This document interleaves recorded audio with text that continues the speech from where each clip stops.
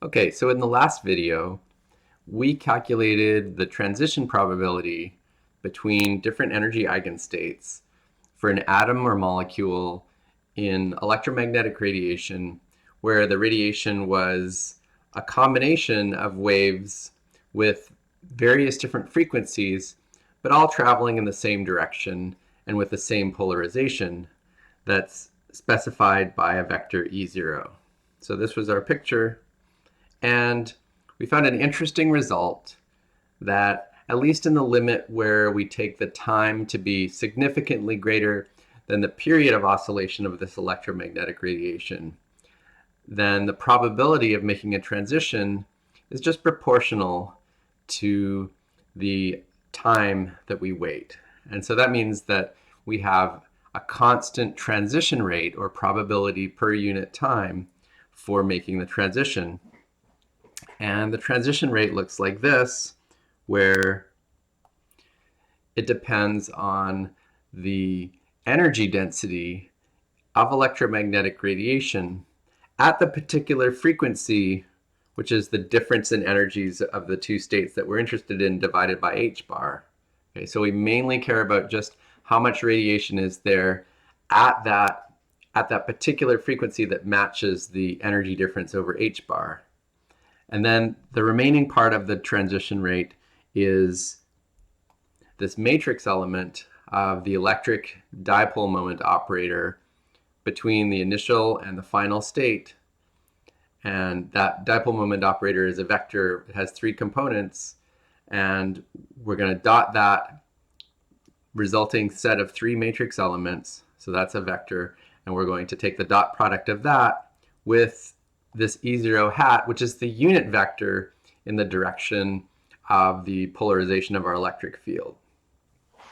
Okay, so now in many situations, we won't just have electromagnetic radiation with some fixed direction and some fixed polarization, but rather we're going to have electromagnetic radiation coming from all possible directions.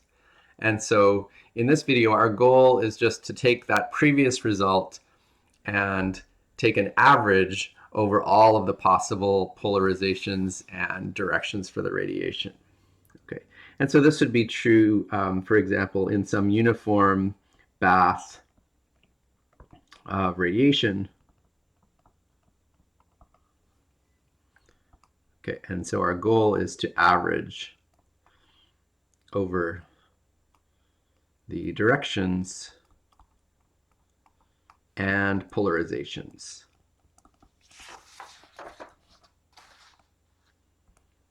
Okay, so in order to help us do that, I want to consider a math problem. You'll see why it's relevant very shortly.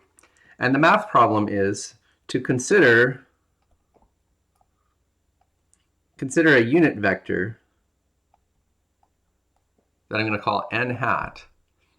And so we can imagine that that can point in any direction on a sphere. And now what I want to do is consider the component. So that has components nx and y and z. And I want to ask the question, what is the average value of the x component squared? Or the average value of the y component squared or the z component squared?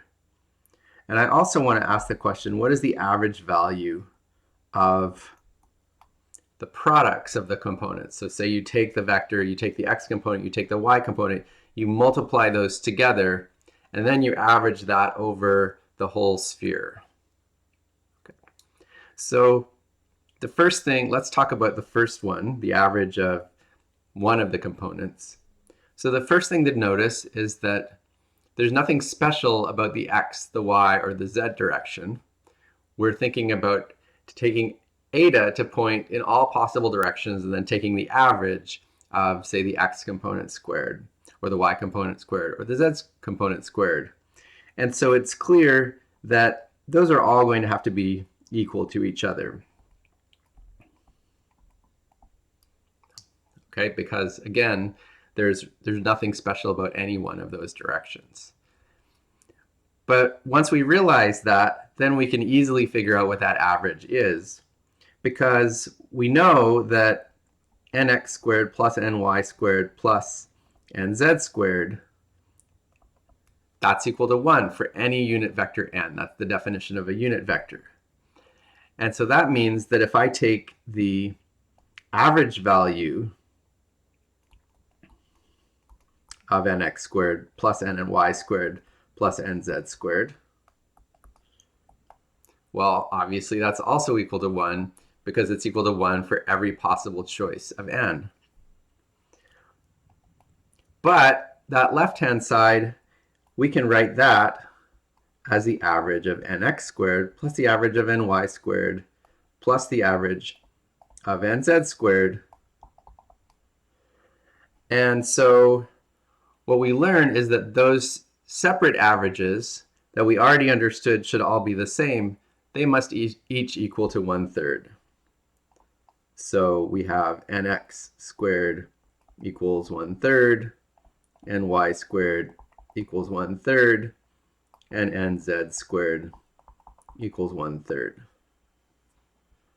What about the averages of products of different components? So what I want to argue is that nx and y, or any other similar product of components nx and z or ny and z, if we take the average of that quantity over all the vectors on the sphere, then that average is going to be equal to 0.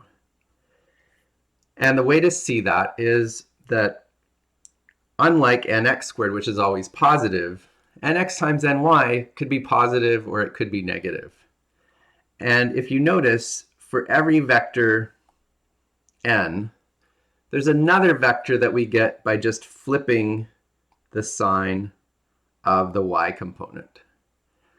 And so for every contribution, if we think about this average, for every contribution to the average, which is thinking about all the possible vectors, there's some other contribution to the average which has exactly the same magnitude but the opposite sign. And so if we just add up this nx times ny over all the possible vectors n, we can think about doing that for, well, really it's an integral because we're integrating over all the directions. So that would be an integral over 2 angles on the sphere. But in that integral, for every contribution here, there's another contribution which is exactly the same, but it has the opposite sign. And so when we add all those things up, they're just going to add to 0. Okay. So those are the results that we're going to need, coming back to our physics problem, to calculate the average transition rate when you have electromagnetic radiation with all sorts of different directions and polarizations. Okay. And so let's understand how we can use our result. So the average of this guy, PAB dotted with E0 hat squared, so that is equal to, let's write out the components, PAB x, and let me just now call, so E0 is some particular unit vector, and I am just going to rename that n. Okay, so n is going to be just the unit vector which is in the direction of our electric field. And so then our average becomes PAB in the x direction times nx plus PAB in the y direction times ny plus PAB in the z direction times nz. And we want to square that. And so that's the same thing as that object times its complex conjugate. It's already dotted with its complex conjugate. And so if I write that out, then that's going to be PAB x star PAB x, and then we get nx nx, and then plus PAB x star PAB y, and then nx and y. and so forth. So we get these 9 different terms. And now we want to take the average of that. Okay, but what's being averaged is the direction of our electric field. So P is just some fixed vector, and now what we want to do is think about averaging over all the possible directions for N for the polarization of our electric field, because that's going to be different in all the different contributions to our radiation. Okay, and so now we can use our result from before, and so that means that in this, when we take the average of all these terms here, then there's only going to be 3 terms that have a non-zero average. And so those are the terms of nx, nx, ny, ny, and nz, nz. The other ones are all going to average to 0.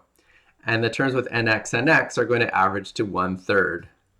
And so our result here is 1/3 PABX star PABX plus 1/3 PABY star PABY plus 1/3 PABZ star PABZ.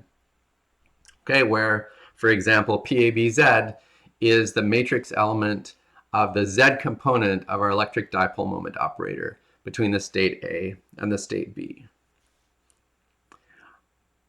So now we can write our final result then for the transition rate in this electric dipole approximation, where the wavelength of our radiation is much larger than the size of the atom or molecule. And the result is that R, the rate or the probability per unit time of making transitions from state A to state B, is equal to pi divided by 3 epsilon 0 h bar squared. And then we have the vector of dipole moment matrix elements dotted with itself, or dotted, sorry, with its complex conjugate. And then we have the density of electromagnetic radiation at this frequency, which is the difference in energies divided by h bar. Okay, I think I was calling that omega 0 before. And that's our result. Okay. And so one thing to emphasize is that this is valid either for transitions to a higher energy state or for transitions to a lower energy state. So it's valid for any atom or molecule for absorption or stimulated emission.